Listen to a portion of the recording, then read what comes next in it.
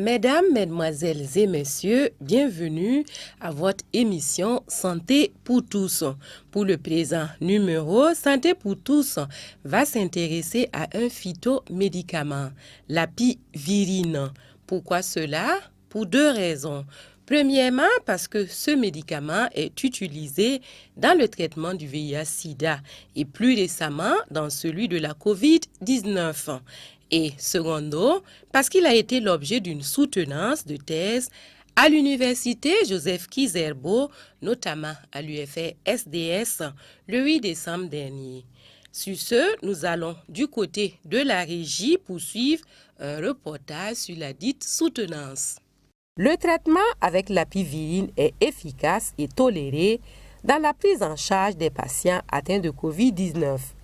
Il s'agit là de l'hypothèse de départ de Daouda Ouedraogo en ce qui concerne sa thèse dont les recherches se sont déroulées chez des patients dans la ville de Ouagadougou entre le 30 octobre 2020 et le 4 janvier 2021 avec leur consentement.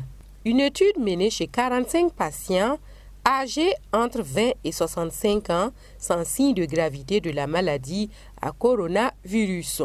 Le choix de l'apivirine, je dirais, pour la petite histoire, et nous avons été les premiers à recevoir les cas de Covid-19 au centre de prise en charge dès le début, en mars à Tengango. Et depuis ce jour, nous avons eu à remarquer qu'il y avait un certain tâtonnement au niveau du traitement. Et c'est dans ce tâtonnement que le gouvernement avait lancé deux études, dont l'étude de l'apivirine. Maintenant, on s'est intéressé beaucoup plus au niveau de l'étude sur l'apivirine parce qu'arrivé à un certain temps, on n'entendait plus parler de ce traitement, mais on nous avait dit dans les coulisses que l'apivirine était efficace. Dans la recherche maintenant des informations sur ce produit, nous avons approché notre cher maître, professeur Martial, qui nous a un peu expliqué l'essai clinique sur l'apivirine. Et c'est à partir de ce moment qu'on a montré notre motivation. Un travail de recherche que l'Impétran a présenté devant un jury qu'il a qualifié de spécial. Apivirine, Covid-19, beaucoup de jugements au temps fort de la crise sanitaire. Cependant, sur le plan scientifique, qu'en est-il exactement? Les conditions, c'était vraiment les conditions assez limites parce qu'on avait des manques de moyens financiers et les patients sans signe de gravité qu'on a eu à inclure dans nos études étaient confinés à la maison. Et on était obligé maintenant d'aller chez eux à la maison pour pouvoir faire le recrutement, discuter avec eux, faire les examens que nous avons eu à faire. Donc il fallait tout le matériel nécessaire, un moyen de déplacement et le matériel aussi nécessaire pour pouvoir se déplacer. Nous avons pu conclure que l'apivirine est un médicament, un phytomédicament sans danger pour l'espèce humaine. Les résultats des travaux de recherche de cette thèse qui sont une grande contribution à l'avancement des connaissances et sur les prises de décision au niveau académique et sanitaire mérite d'être amélioré à travers la phase 3 d'une étude plus élargie sur une population d'une plus grande taille, selon le jury. Deuxièmement, dans votre recrutement, vous avez trouvé des patients qui avaient une moyenne d'âge de 31 ans. Ce qui fait donc que c'était des patients jeunes. Il n'y avait que 16 patients qui étaient entre 50 et 65. 3. Vous avez éliminé les patients qui avaient des pathologies graves, insuffisance rénale, insuffisance cardiaque, maladies intercurrentes. Donc des patients qui se portaient bien, qui étaient jeunes, d'accord, et qui avaient des formes modérées. C'est très important à comprendre. Et qui avaient des formes modérées. Et donc ce sont ces patients à qui vous avez donné de l'apivirine et vous vouliez voir comment les choses évoluent chez ces patients. Dans votre travail, vous avez parlé de formes graves, mais vous n'avez pas dit quels sont les éléments qui vous permettaient de dire si c'est des formes graves ou pas. Il faut mieux le préciser. C'est par une mention très honorable, avec les félicitations du jury, que la thèse de soutenance de l'impétrant a été sanctionnée. Comme je le disais à l'entame de cette émission, nous allons nous intéresser à l'apivirine. Et pour cela, nous recevons le docteur Valentin Agon. Bienvenue, docteur. Merci, madame.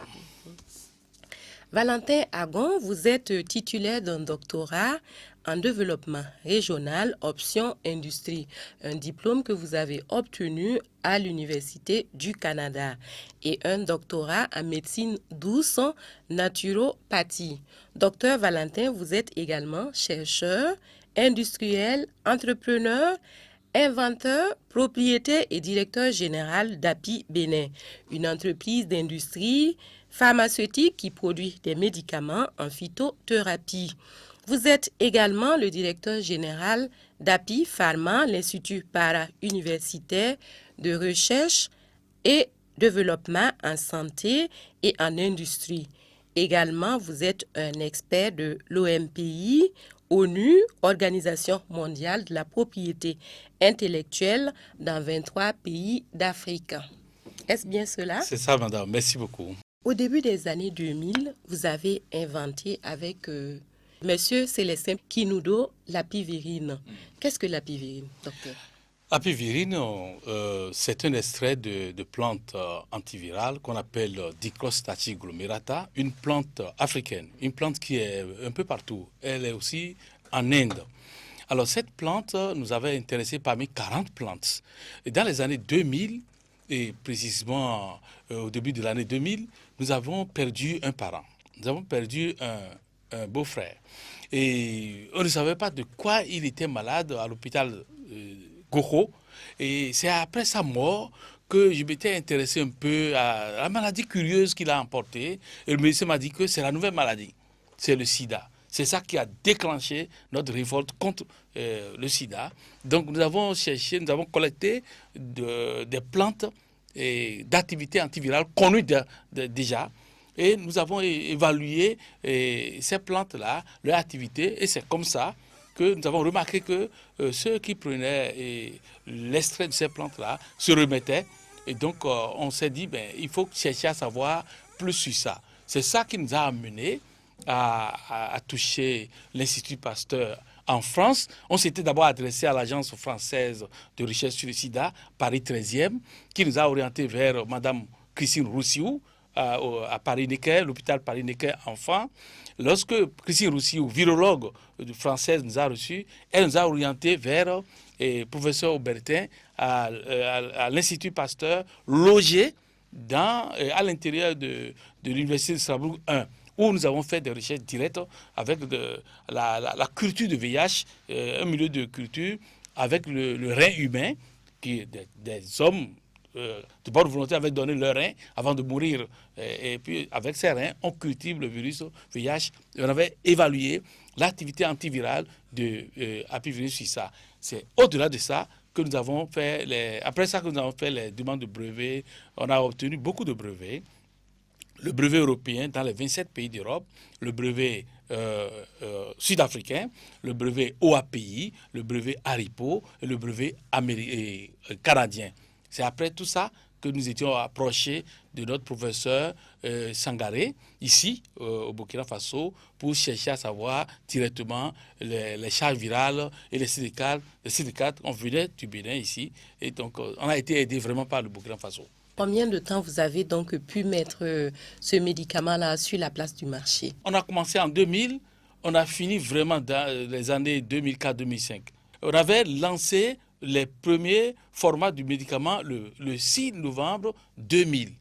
Et pour vous constater l'effet, parce que la plante là, a une évidence ethmobotanique de longue durée, c'est-à-dire dans le passé, la population africaine a l'habitude, je crois béninoise, a l'habitude d'utiliser cette plante. Donc, on considère qu'elle n'est pas toxique.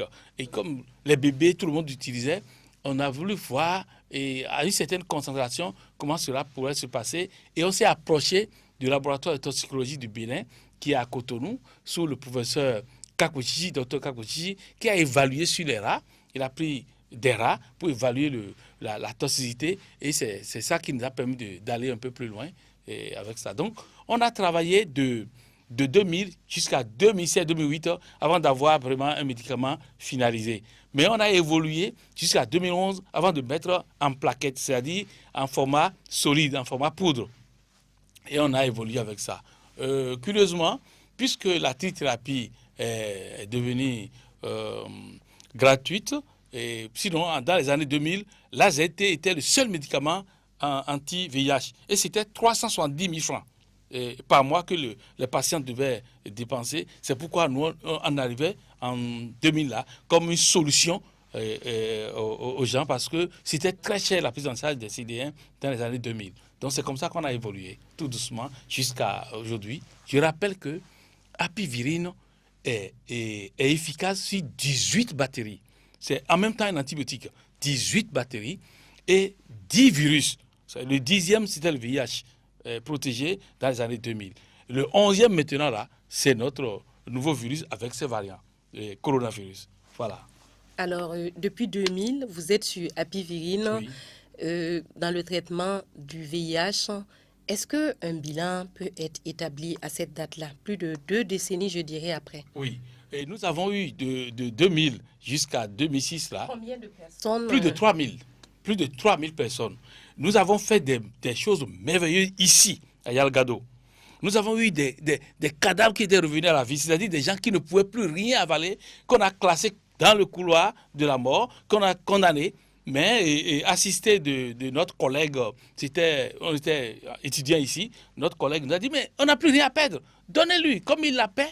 On lui a donné quelques cuillerées de Apivirine en ce moment-là. En ce moment, Apivirine était en liquide. Donc, on lui a donné quelques cuillerées. Le gars est revenu à la vie. Et il a participé même à des réunions, à des conférences avec nous ici.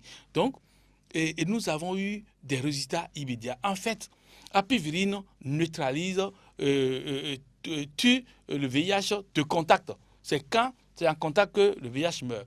Il ne tue pas le VIH à l'intérieur des T4, des cellules de défense. Non, c'est quand le VIH circule que Apivirine tue. Mais quand le VIH est à l'intérieur des cellules d'hommes, des cellules qu'on appelle les cellules de défense, le Apivirine n'y arrive pas. Parce qu'à l'intérieur, nous n'avons pas prouvé une activité, par exemple, antitranscriptase ou antiprotéase ou anti-intégrase. Mais le VIH circulant meurt. C'est ce que nous avons pu constater à travers nos travaux. À Cuba, on avait travaillé à Calisto Gracia, toujours sur le même produit, et en France, et un peu partout, au Burkina, et avec le professeur Sangaré. On n'avait pas abouti, oui, on n'avait pas fini, parce qu'il nous manquait de l'argent. C'était nous-mêmes qui financions. Une pause café comme ça peut coûter 1 million, 2 millions, mais c'était normal. Mais on n'avait pas l'argent pour pouvoir aller dans ce sens-là. Alors, en 2020, ce médicament est annoncé efficace contre la pandémie de la COVID-19, notamment par le ministre de l'Enseignement supérieur, de la Recherche scientifique et de l'innovation du Burkina Faso. Des médecins burkinabés auraient eu l'idée de le tester sur des malades avec des résultats concluants, positifs. Des essais cliniques sont lancés pour 8 semaines pour vérifier de manière scientifique son efficacité. D'autres sources indiquent le contraire, à savoir qu'aucun test n'est en cours. Un médicament qui au départ est utilisé pour traiter le VIH, puis Covid. Est-ce que vous pouvez nous expliquer cela? Oui, d'abord, je vais expliquer un peu l'action des médicaments. Les médicaments, de façon classique, là, sont des médicaments de synthèse, c'est-à-dire on copie la nature. Et le médicament, une fois que le médicament se retrouve dans le corps humain, il y a un système qu'on appelle transporteur. Le transporteur transporte évidemment la molécule vers la cible, vers le microbe, vers la bactérie. C'est comme ça. Mais comme le médicament que nous avons maintenant en face de nous, Apivirine, est organique, vient d'une plante, c'est des milliards de molécules antivirales, antibiotiques, et l'activité antivirale se dresse contre les virus. Et donc, quand le code d'un virus est reconnu par le transporteur qui transporte les molécules d'apivirine vers lui, alors la cible est neutralisée. C'est comme ça. Donc, c'est le système d'action des médicaments, ça. C'est dans le corps que cela se passe. C'est pourquoi, puisque nous savons que l'apivirine est efficace sur plus de 10 virus et plus de 18 bactéries, à l'entame de la pandémie, nous avons proposé d'envoyer à nos frères universitaires ici au Burkina d'essayer. Surtout, nous avons appris que quelques personnes étaient touchées. Nous avons envoyé pour voir est-ce qu'il y a une activité. Comme le médicament était dans l'habitude des gens, et c'est comme ça que nous avons appris que le lendemain, dès la prise du médicament, le premier patient qui a touché s'était remis. Il a pu faire son café, il a pu faire son vélo. Lorsque j'ai eu l'information, j'ai demandé à mon camarade ici, universitaire, de chercher le résultat du test Covid là. Si le test Covid est positif, le test Covid qu'on a fait, je pense le 12 mars, si le test était positif, alors ça veut dire que le produit a un effet sur Covid. Et donc j'attendais le samedi 14 simplement, et vers 9h, mon camarade m'a téléphoné, dit que le test est positif. Et donc le gars était malade de Covid. J'ai dit, je prends le premier avion, je descends ici, mais avant d'arriver ici, j'ai touché l'université, j'ai appelé les résultats de l'université de Joseph Kizebo, c'est ça, et on m'a dit qu'à mon arrivée, que je pourrais communiquer avec les grands instances, parce qu'on était à une époque où tout le monde était, et même le ministre des ministres au Bénin m'a dit, mais non, je te déconseille d'aller au Burkina, c'est grave, il y a Covid là-bas. J'ai dit non, le soldat doit descendre sur le champ de bataille, c'est là qu'on prouve qu'on est soldat. Donc, moi, je suis soldat de la santé. Et il y a un problème de santé ici. Je descends dans le champ là pour pouvoir tester mes armes contre le nouvel ennemi. Arrivé ici, on a eu cette providence. Le ministre de la Santé, c'était Madame Lougué, en ce moment-là, avait donné le contact du professeur Martial Ouedraogo, qui était le coordonnateur contre la Covid. Et on a contacté en même temps, depuis l'université, on a contacté le professeur Martial Ouedraogo, et on nous a aussi donné le contact de monsieur le ministre de la Recherche scientifique et de l'innovation. Et nous l'avons contacté, il nous a donné le contact de son directeur de l'Institut de recherche en sciences de santé. Et donc, dès le lendemain, on s'était réunis comme ça, avec ces grandes personnalités, pour réfléchir sur la chose. On a présenté le cas empirique, les cas empiriques qu'on a constatés, et c'est de là qu'on a considéré qu'on peut faire quelque chose avec apivirine. Le ministre a dit qu'il faut un protocole pour encadrer cette recherche. Et le protocole a été écrit. Les chercheurs ont dû quitter la ville pour aller s'installer à Koudougou, quelque part, pour rédiger le protocole et revenir 4-5 jours après. Ils sont revenus, on a présenté à un conseil scientifique et ils ont analysé et on a soumis comme ça le protocole là au gouvernement. C'est le gouvernement burkinabé qui a choisi d'évaluer la chloroquine et apivirine. Et on a baptisé l'essai sur chloroquine chlorase. Et on a baptisé l'essai sur apivirine Apicovid-19. Le 26 mars, là, le ministre a lancé les 2 essais. Il a fait un communiqué, il a présenté ça, il a lancé les 2 essais. Et donc les 2 essais étaient légaux, étaient lancés pour prouver, et si possible, s'il y a une activité anti-Covid là, à travers ces 2 médicaments. Donc c'était comme ça. Le protocole a été soumis au comité d'éthique du Burkina Faso en matière de recherche en santé. Le comité a analysé. On était parti au départ pour une étude 3e phase, vu le passé du produit. Mais le comité d'éthique a dit non, commencez d'abord par la 2e phase. Et le protocole a été repris encore et soumis encore à nouveau. Et on a eu l'avis favorable le 1er juillet 2020 que l'essai peut être fait. Et c'est à partir de là que l'essai a été lancé, fait de octobre 2020 à janvier 2021. Mais au temps fort donc, de la crise Covid, il y a eu beaucoup de polémiques par rapport à apivirine. Comment est-ce que vous vous êtes senti à l'époque? D'abord, je vais expliquer les polémiques. Les polémiques qu'il y avait eu, c'était parce que les collègues n'ont pas demandé des informations à leurs collègues. Vous voyez, un pays commandite un essai, 2 essais. Il y a beaucoup de chercheurs ici au Burkina Faso. Et donc, ils n'ont pas eu le temps peut-être ou la volonté de demander qu'est-ce que vous faites là? Où sont les preuves? Où sont les autorisations? Personne n'a demandé à personne. Et donc, c'est comme ça que cette polémique était lancée. Mais comme quand on fait un essai, on ne fait pas un essai au marché.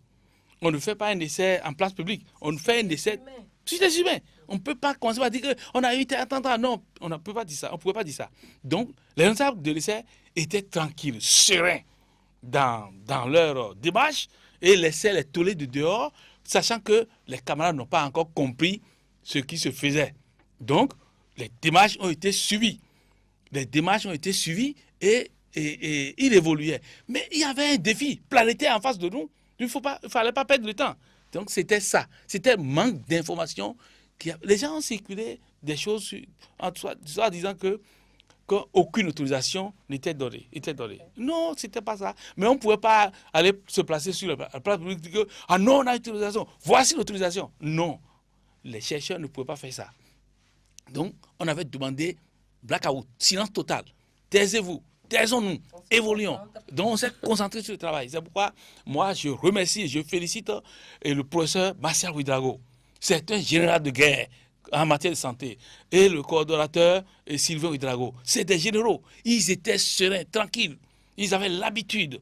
Ils étaient habitués à ça. Donc, ils ont évolué tranquillement.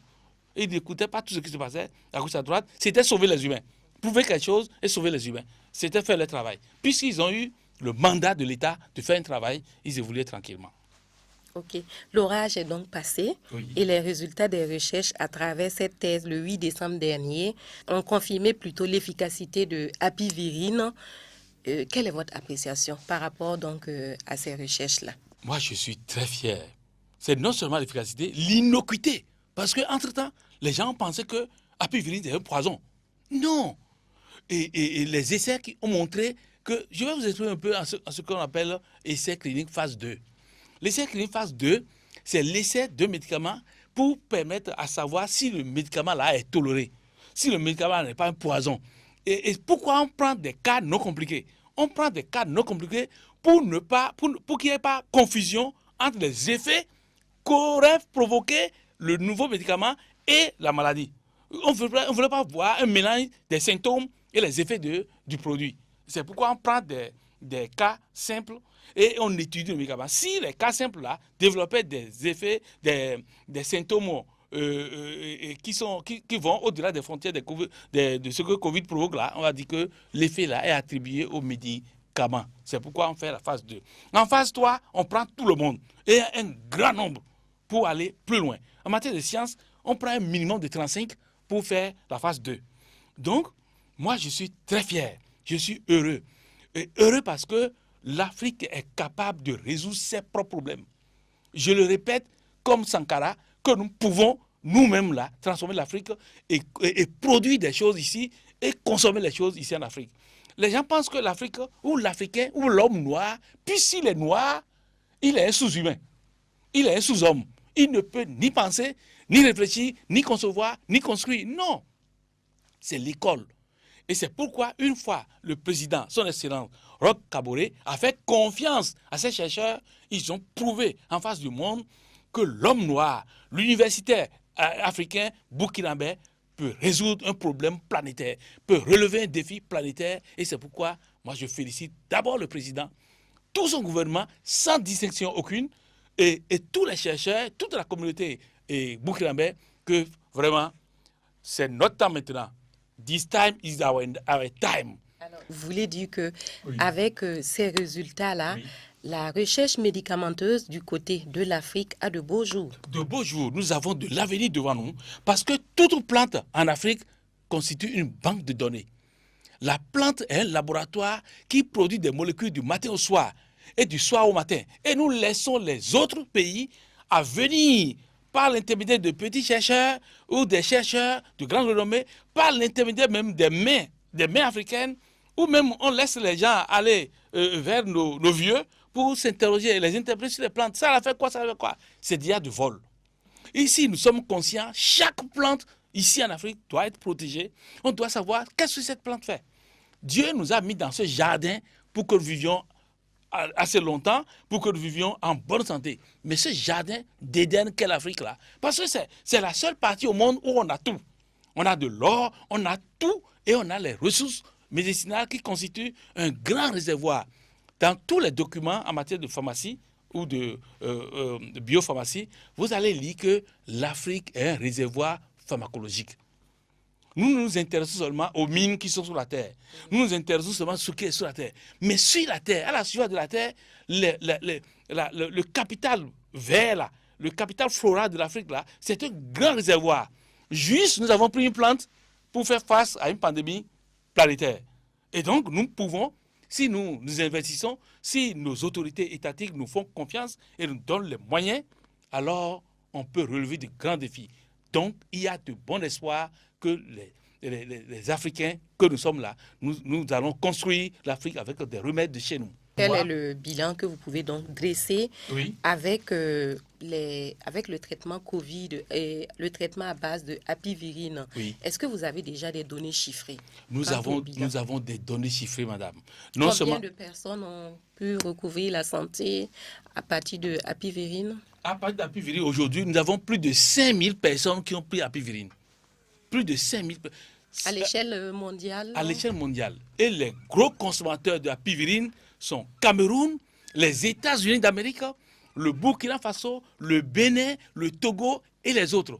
Ce sont ces 5-6 pays-là qui consomment plus d'apivirine. Vous savez, l'apivirine est vendue dans les pharmacies au Bénin, est vendue dans les boutiques Apibénin au Bénin, et tous les jours apivirine sort. Maintenant, là, nous voudrons demander aux autorités de donner une autorisation d'urgence à apivirine pour que l'apivirine soit dans tous les kits de traitement, dans tous les pays africains, pour arrêter la mort.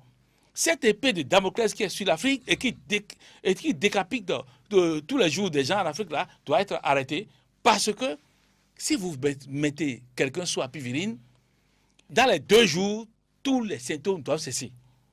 2 jours de traitement, tous les symptômes doivent cesser, parce que le Covid meurt de contact avec apivirine. Quand les gens mettent apivirine dans leur bouche là, c'est un tremblement de terre pour Covid. C'est un séisme pour Covid. Et donc, c'est d'avance que Dieu a prévu cela. C'est une providence que nous ayons ça. Et c'est pourquoi tous ceux qui doutent un peu de ce que nous disons là, qu'ils mettent des malades pendant 3 jours, qu'ils mettent 2-3 boîtes là, ou 1 ou 2 boîtes, et qu'ils soumettent les malades à ça, et ils vont nous dire quel est le résultat. Au 4e, 5e jour, on doit négativer le test PCR si le produit a été pris en bonne dose et en respectant aussi le temps. Et c'est pas toxique, c'est même alimentaire. On peut manger apivirine, il n'y a pas de problème. Oui. Et en termes de perspective, après que apivirine soit positif dans le cadre du traitement de la COVID-19, quelles sont les perspectives donc vous concernant? Premièrement, nous voudrons que apivirine soit dans tous les kits, nous venons de le dire, et qu'il y ait une autorisation d'urgence pour que apivirine soit à la portée de tout le monde. Deuxièmement, nous voudrons que, et pendant que apivirine est distribuée comme ça, la 3e phase dont nous parlons soit faite comme les vaccins. Vous savez, tous les vaccins sont en phase 2. Tous les vaccins que vous voyez là sont en phase 2, comme apivirine aujourd'hui en phase 2. Eh bien, tous les vaccins sont donnés partout au monde. Le vaccin est donné à tout le monde au monde. Donc, que l'apivirine soit aussi donné à tout le monde, et on étudie, et on analyse les effets, on constate, on observe. C'est ça la 3e phase. La 3e phase se fait comme ça, au lieu que ce soit dans un laboratoire concernant des malades comme ça, que ce soit le monde entier, que ce soit les pays entiers, et que la mort s'arrête. Et on va voir clairement. Donc, que l'apivirine soit admis en phase 3 et par les autorités partout au monde, et avec la communauté scientifique de Burkina Faso qui va encadrer ce travail à travers le monde, avec les autres chercheurs au Cameroun, un peu partout à travers le monde. 4e, nous voudrons que apivirine soit maintenant ce soleil d'Afrique. C'est-à-dire qu'avec apivirine, le progrès financier que ça va apporter à l'Afrique, que nous puissions maintenant favoriser, financer d'autres recherches. Que l'apivirine soit facteur de financement et qu'on constitue une bourse pour financer les recherches sur nos plantes et qu'on encourage des thèses sur nos plantes, de différentes plantes. Vous allez voir que nous allons produire des médicaments parce que l'Afrique est désignée partout au monde comme le continent le plus malade. Mais les médicaments sont fabriqués au nord et sont là-bas. Et les malades sont au sud. Ce n'est pas normal. C'est une inégalité. Il faut maintenant que l'Afrique soit jonchée des industries pharmaceutiques comme la nôtre, comme à Bénin, pour produire des médicaments ici, pour nous, pour que nous puissions consommer des médicaments de notre territoire, Burkina Faso, Bénin, Togo et Cameroun et tous les autres pays. Que Apivérine soit source de financement pour favoriser la recherche et le développement des autres médicaments et répondre aux besoins africains en matière de santé. Alors, docteur, vous vous intéressez également à la bonne alimentation. Oui. Alors, quand une personne souffre de COVID-19 ou encore elle est atteinte de VIH-Sida, quels sont les aliments que vous conseillerez à ces personnes-là? Merci beaucoup pour votre question, madame, parce que l'alimentation demeure le facteur premier de la santé. D'abord, pour ceux qui souffrent de VIH, quand ils ne s'alimentent pas bien, le taux de CD4 ne se rétablit pas. Parce que sous Apivérine, entre 2 et 6 mois, si la personne prend régulièrement Apivérine, le taux de CD4 remonte et la charge virale baisse. Mais si la personne ne s'alimente pas, le taux ne remonte pas. Parce que ça dépend de la qualité de l'alimentation de la personne. Alors donc, de façon générale, quand on est malade, il faut manger ce qui ne va pas compliquer votre maladie, ce qui ne va pas peser sur votre foie, ce qui ne va pas réclamer le fonctionnement de votre foie. Vous savez, quand on s'alimente là, la digestion se déroule en 2 phases.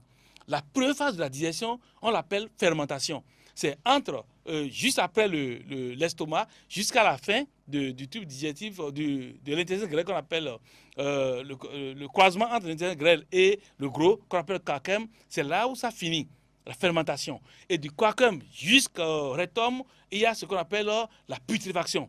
Donc, si vous mangez des choses qui favorisent la putréfaction au cours de la fermentation, vous êtes constipé. Et donc, mangez des choses qui sont un peu plus acides et qui permettent une bonne digestion. Et d'éviter aussi de manger sans fibres. Il faut manger des aliments qui ont des fibres. Parce que les fibres, nous les appelons en matière de sciences, en biologie, nous les appelons prébiotiques. Les fibres nourrissent les bactéries qui sont dans le ventre. Vous savez, l'homme, dans son ventre-là, a plus de 100 000 milliards de bactéries qui produisent de très bonnes choses pour l'homme et qui constituent même le garant de la bonne santé de l'homme. Quand quelqu'un n'a plus le nombre de bactéries normales, alors la personne-là ne dort plus bien. La personne-là a des trous de mémoire parce que le nombre de bactéries à l'intérieur de lui est en baisse. Donc, il faut manger, mais manger aussi pour nourrir les bactéries qui sont dans notre corps. Il faut manger, par exemple, si c'est du maïs, les céréales avec leurs membranes. Il ne faut pas enlever les membranes qui sont sur les céréales. Parce que ces membranes-là ne sont pas digérées par l'homme, mais sont utilisées dans l'alimentation des bactéries qui se multiplient et qui produisent aussi des neurones dans le côlon pour répondre à notre besoin de sommeil. Quand quelqu'un a son microbiote en place, la personne dort bien et est en bonne santé. Et c'est quand il y a un trou dans ce microbiote-là qu'il y a des maladies. Alors, mesdames, mesdemoiselles et messieurs, nous sommes à la fin de notre entretien avec le docteur Agon, à qui nous disons un grand merci pour avoir répondu à notre invitation. Docteur, merci. Merci beaucoup. Nous espérons avoir apporté un peu plus sur ce que vous savez sur l'Apivérine, ce médicament dont l'efficacité est avérée en ce qui concerne le traitement aussi bien du VIH-Sida que de la COVID-19. Sur ce, nous vous disons merci et au revoir, à bientôt pour un autre numéro de votre émission Santé pour tous.